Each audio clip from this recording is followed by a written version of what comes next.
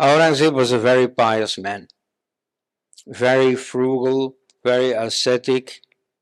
His father had wasted an enormous amount of public money on his own fancies, like on building the Taj Mahal.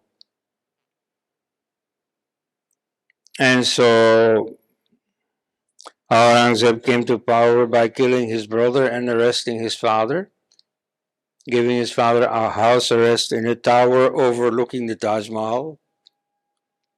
It's a bit of sarcastic. Oh, you like beauty? Okay, you can lifelong have a look at your own Taj Mahal. But at the same time, he was very frugal. He didn't want any income from state money. He used to stitch, or how do you call this? He used to make these skull caps that Muslims wear, and he used to make calligraphic copies of the Quran. So there was something to be said for Aurangzeb. And this doesn't go against the fact that he also destroyed temples.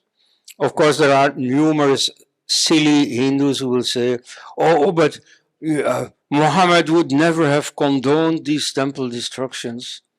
And he was a nice man, but his followers didn't understand. No. This goes back to Muhammad.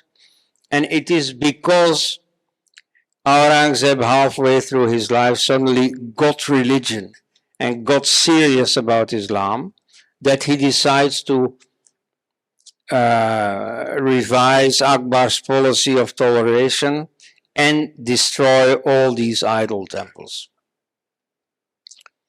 So the piousness and asceticism of Aurangzeb come from the same source as the iconoclasm of Aurangzeb.